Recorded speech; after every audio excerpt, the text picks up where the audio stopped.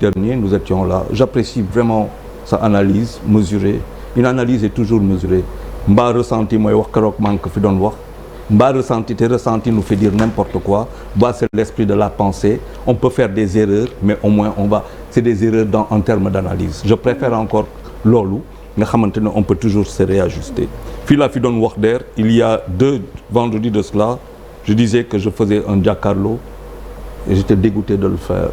C'était la veille, c'était le 2. Le lendemain, quelques heures après, président de la République def sa déclaration. Vendredi passé, ma ne j'ai fait jàkkaarloo affaissé. Mais tey maa ngi def jàkkaarloo ak espoir. Parce que justement le Conseil constitutionnel fond boo xamante ne fa lañ duggoon. Il y avait 2 possibilités. mooy benn ba nous étions dans le fond mooy ñu dem dans le bas fond. bu ñu demee dans le bas fond xëy na tey duñ toog fi di fi waxtaan. wala ñu jóg mu am lu ñuy propulser yóbbuwaat ñu sur les nuages ñu toog à ce niveau aérien pour mun a waxtaan.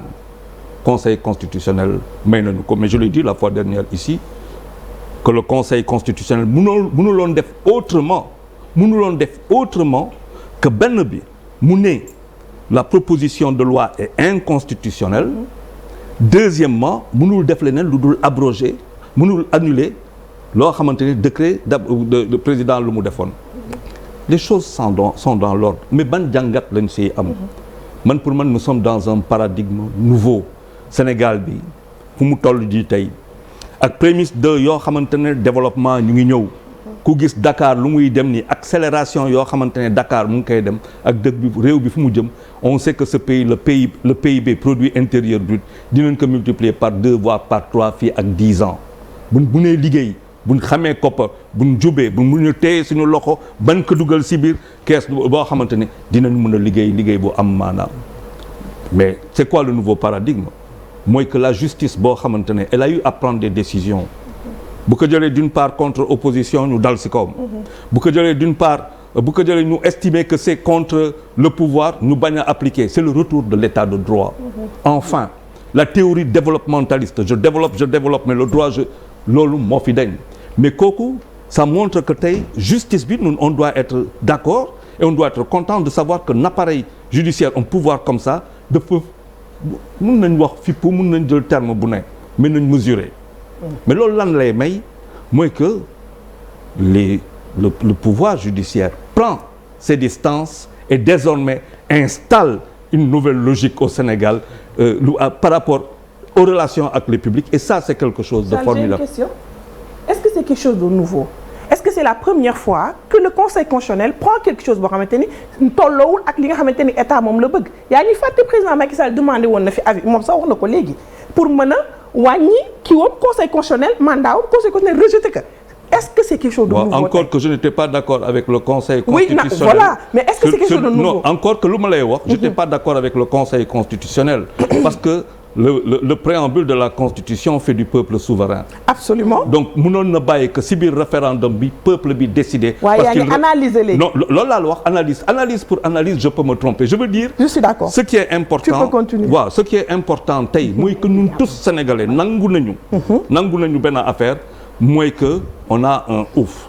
mais nañ si profiter pour que le pouvoir judiciaire gën si gis boppam que les politiques ne puissent plus dicter comme ils veulent. ñu mun a dem kooku il appartient au prochain président bu ñëwee peut-être mu def ay réformes yu ci am solo beneen affaire boo xamante ne mën nañ ko jàngat fii lañ fi toog di déglu ay lu mu tudd des membres du pouvoir ba le président de la République dans une interview avec AP am lu mu wax ba am ñu mu jiiñ mooy ñeneen yoo xamante ne du ñu ay civil mu am ay nit de son camp ñu koy wax. mais dans l'opposition aussi am na ñu koy wax ba chez les Sénégalais ñu commencé di fi wax loo xamante ne kenn mënu ko xalaat le pouvoir par des militaires ça veut dire que tey politique boo mun ci doon de quelque bord boo ne am na loo xamante ne jàng nga ko xam nga ko il y a une ligne rouge à ne pas franchir ça c'est nouveau dañu dem c'est-à-dire nous sommes allés tellement loin pousse ba dara newatul devant nous muy précipice lan la ñuy def dañuy dellu gannaaw et c'est ce qui est formidable avec cette crise que nous avons vécue c'est un génie sénégalais beneen affaire bi mooy que le peuple mais le peuple pendant ces jours-ci lan la subir mais nit ñi on se rend compte lundi kenn liggéeyul dëkk bi kenn doxul da ngay dugg ci circulation yi dem fu la neex ci biir Dakar mais personne n'est dans la rue kooku perte bu rëy la mais pourquoi nit ñi toog seen kër ragal bakken buy rot deret buy tuuru ba pare ñu yokk ci données mobiles yoo xamante ne ba dañ ci mën a continuer donc le peuple a montré qu'il en avait assez et que les gens yoo xamante ne ñii ils étaient là pour apporter ay solutions parce que dañ leen voter dañ leen jox carte ak ñeneen ñoo xamante ne dañuy ut pouvoir ils avaient assez de ça te nag waxoon naa ko fi keroog le gouvernement le principe de la République loolu tax mu nuyoo les républicains le principe de la République c'est le gouvernement du peuple par le peuple et pour le peuple kooku lu muy tekki mooy que le 3 mooy que élection yi nit ñi ñoo xam lu leen wax ñu wax tey on entend tout et n'importe quoi mais il faut se plier à ce qu'a dit il y a pas de recours la présidentielle ne peut pas se tenir après le 2 c'est avant. Tu es catégorique hein Charles. Mais quand le Conseil constitutionnel xam nga dafa c'est vrai que parfois dafay am implicite ak explicite j'aime bien comme vous avez dit. C'est la subtilité du droit. Non loolu tax mu ne implicite explicite quand le Conseil constitutionnel ne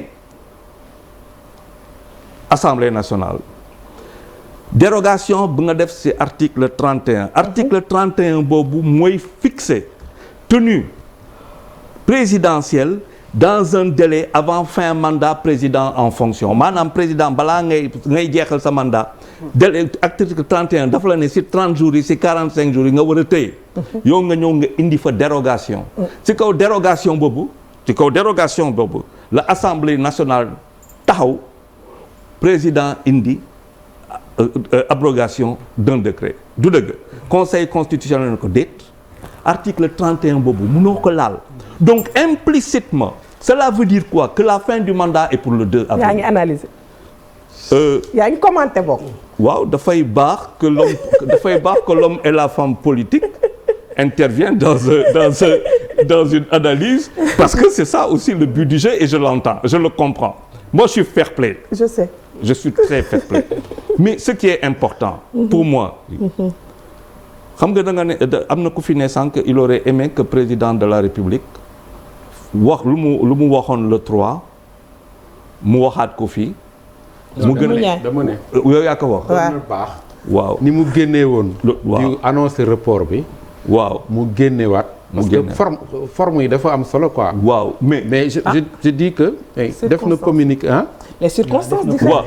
voilà mais keroog dama fi doon analyser benn image. ñu dugg ci wàllu communication ba yow nga am lu mu fi wax on ne peut pas faire confiance à ce qui est suspicieux tu te rappelles mais keroog analyse bu ma doon def mais koo xamante ne liggéeyam def ci bokk ngay analyser image parce que la communication du wax rek la communication paraverbale le body la gestuelle lu ki keroog ma ko fiy wax tegg naa ko du dëgg mais président da nga xam tey dans quel état il est ban Sénégalais moo ko xam qu'est-ce qu'il y a dans sa tête ban Sénégalais moo ko xam est-ce qu'il a envie de se montrer il est dans l'urgence président pendant 12 ans yu fi nekk il a connu urgence plus d'urgence que de priorité parce que nag dafa difficile tous les jours nga jóg pour 18 millions de Sénégalais day metti de et aujourd'hui il est dans l'urgence d'organiser conformément à ce que le Conseil constitutionnel a dit en disant article 31 dérogation boobu c'est pas conforme avant à le la considérant Constitution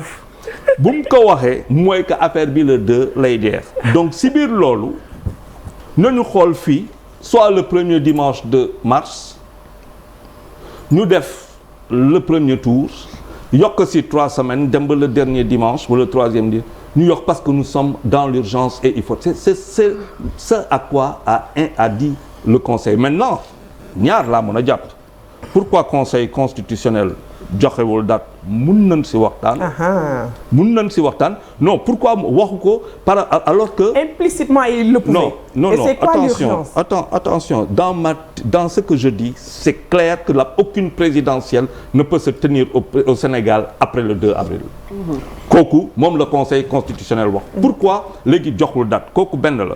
beneen affaire boo xamante ne te waxuñu ko ci c'est que ci biir le conseil constitutionnel am na ñaari juges yoo xamante ne dañ leen jiiñ. moo tax kenn ki signé wul. loolu tax j'aurais aimé que peut-être ñaari bañ a siéger. Absolument. waaw parce que dafa am loo xamante ne. nag mooy lu ngay wax nii parce que gis nga c'est pas jeter l'opprobre mais nit da ngay. day am cohérence. Ouais. day am cohérence parce que nit mën nga siéger bañ a voter bañ a délibérer mais di nga siéger wax. et 4 juges rek bu signé.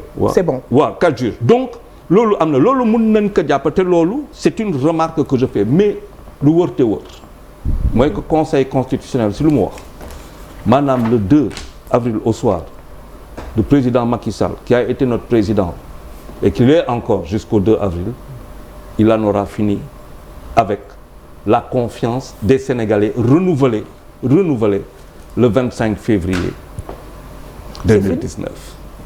On l'a renouvelé pour quelque chose de précis si loo xamante ne 2016 la ñu woo pour ñu dem si loolu voté ko muy le référendum donc il ne peut pas loolu tax ma ne woon il ne peut pas être candidat ça aurait été un parjure parce que waxu candidat. Et s'il n'y a pas de successeur, on fait comment? Non, ça c'est pas le problème des Sénégalais. C'est le problème? Non, c'est le problème du parti. C'est pas le problème des Sénégalais. Quand en 2012, en janvier 2012 wala mars 2012, entre les deux tours, le candidat Macky Sall ne bu fekkente ne man élire ngeen ma suma mandat de 7 ans dama koy indi 5 ans dégg naa ay nitam di ne waxu candidat la woon.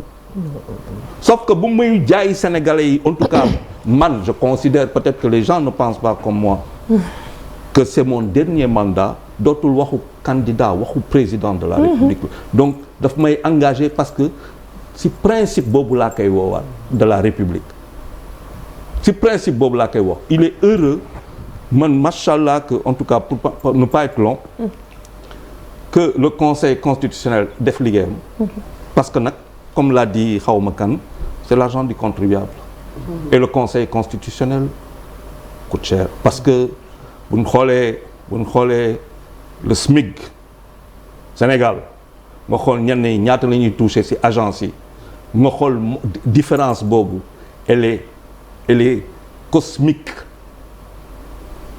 waxtu jot na pour que Sénégal ñu dugg ci beneen dynamique bu bees pour un Sénégal inclusif ba may ne Sénégal inclusif ñëpp mënuñu bokk mënuñu toll mais il y a un minimum décent boo xamante ne quand je vois ce qui est en train de devenir Dakar da nga ne sànq les journalistes oui moi j'invite les journalistes à ce qu'on devienne beaucoup plus pointus sans état d'âme avec beaucoup plus de moyens pour qu'on aille voir nos ports qu'est-ce qu'ils sont en train de devenir est-ce qu'il y a parce que là où on va il faut qu'on aille voir les ports pour qu'on demande au nouveau président de la République pourquoi ne pas mettre une police financière au niveau des finances et ainsi de suite c'est-à-dire dëkk bi dafa toll foo xamante ne chaque Sénégalais par la solidarité nationale de contribuables ñu mën contribuer ñu mun a jàppale ñoo xamante ne amuñu seen loxo motul gannaaw seen école ñu mun a am les meilleures écoles dans les coins les plus reculés du Sénégal avec des routes qui vont jusqu'aux écoles avec des dispensaires c'est-à-dire Sénégal boobu. Il faut noter ce qui a été fait dans ce domaine.